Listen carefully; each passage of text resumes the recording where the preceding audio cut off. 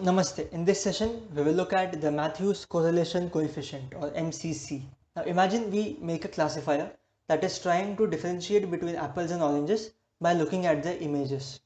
So now after training the model on the training set and after testing the model on the testing set, we get a confusion matrix that looks something like this. Now we see that 109 apples were correctly classified as apples. Only one orange was correctly classified as orange. One apple was actually classified as an orange and 9 oranges were classified as apples. Out of a total of 120 images, I had 110 images of apples and only 10 images of the oranges.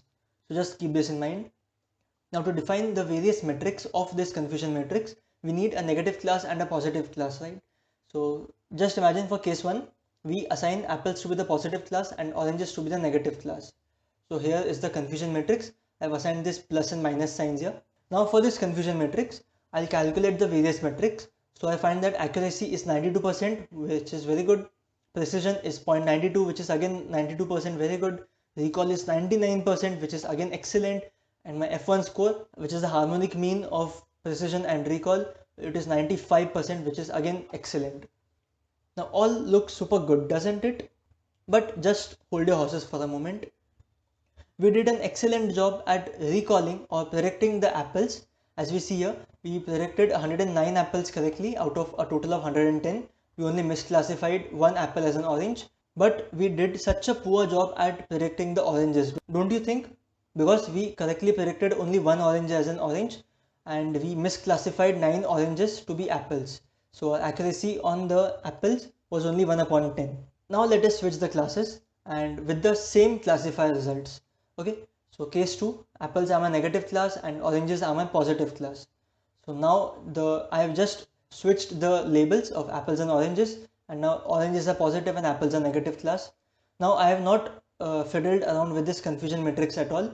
So if you want to just confirm, 109 apples were classified as apples. Here as well, 109 apples were classified as apples. There they were true positives, here they are true negatives. Now one orange, and here as well one orange, and here 9 oranges were classified as apples, and here also 9 oranges were classified as apples, and this one apple was classified as an orange, and here as well one apple was classified as an orange. So this is the same confusion matrix, but I have just switched the class labels. Now for this confusion matrix, I find that my accuracy is the same of 0.92, which is good. But now if I look at my precision, it is 0.5 or 50%, which is down from 92% from before, from the case 1. My recall is only 10%, which is down from 99%, and my F1 score is just 16%, or which is down from 0.95 or 95%. Now all of a sudden nothing looks good, right? F1 score went down from 95% to 16% just by switching the classes. I didn't change the threshold value, nor did I change the classifier algorithm. I did nothing of those things. I just switched the class labels and my F1 score took such a big hit. And also my precision and recall took quite big hits as well. Now, so what do we learn from this? Well, we learn that F1 score isn't particularly useful with highly imbalanced datasets and when both the classes need to be predicted with good accuracy, like in our case with apples and oranges. So the main keyword here is both the classes, because here if you notice, we were only correctly predicting 109 apples as apples out of 110, but only one correct orange out of 10 oranges, right? So we were focusing only on the apples here and not on the oranges. So this is where F1 score fails. Now this is due to two reasons. First of all, the F1 score is asymmetric. So what I mean by asymmetric, it doesn't give same results when the classes, that is the positive and negative classes, are inverted. Like we saw when we switched the labels of apples and oranges, then our F1 score went from 95% to 16%. The second is F1 score doesn't care about the true negatives at all. So now we need a metric that is symmetric and cares about the true negatives as well, along with the other three values, of course, of true positive, and false negatives, to tell us if we are making good predictions overall or not. Okay, so overall is the main keyword here. Overall means over both of these classes whether we are making good predictions or not. So here enters the Matthews correlation coefficient, where the formula looks a little bit daunting at first, But if you break it down, it is quite simple. It is just true positive into true negative minus the false positive into false negative. So these are just the two diagonal values, right? True positive, true negative is the main diagonal, and this is the other diagonal. And in the denominator, we have true positive plus false positive, true positive plus false negative. So the true positives are added to the false positive and false negative, and also similarly the true negatives are added to the false positive and false negative, and all of these four terms are multiplied, and we are just simply taking the square root of that in the denominator. And MCC is also called the phi coefficient, by the way, so just keep this in mind. Now a little bit about MCC. Now the MCC, or the Matthews correlation coefficient, is in essence doing simply a Pearson correlation between the true values and the predicted values. Okay, so if we have, for example, false positive and false negative to be equal to 0, like if you do not have any false positive, any false negative, that is every data point is correctly classified, then our MCC will be equal to +1. If you just plug in the values for false positive and false negative to be 0, you will get MCC is equal to +1, which is perfect positive correlation between the y true and y pred.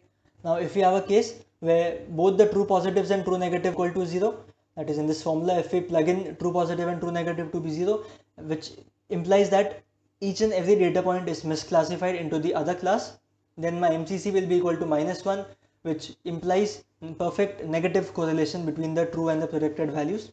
Now just think about it. For MCC is equal to -1, what would happen if we now switch the predicted ones to zeros and the zeros to ones? That is what would happen if for the predicted values, I just switch the class labels of the, for example, apples to oranges and oranges to apples. Well, yes, my MCC would now become 1 or +1 in this case, because now all my misclassifications will become perfect classifications. So now MCC is equal to 0 implies random prediction capabilities of our model. That is, the model doesn't know what it is doing, it is just simply dishing out positive and negative classes to any data point at random. Now imagine we have a case where we are 100 people and 93 of them are sick and 7 are healthy. So the sick people are the positive class and healthy people are the negative class.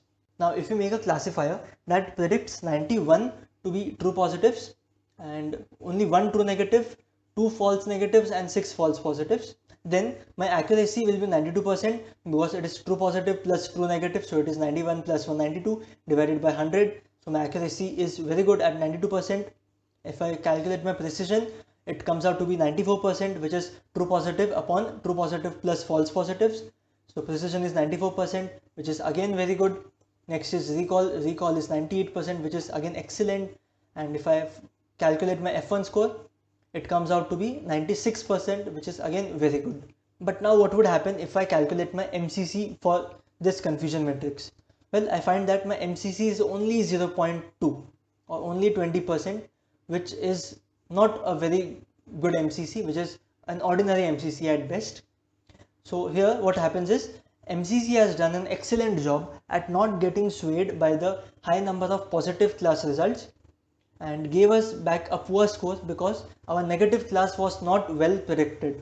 That is, if we look at a negative class, I had only 1 true negative and 6 false positive out of the 7 people, which means that only 1 healthy person was classified as healthy and 6 healthy people were classified as sick.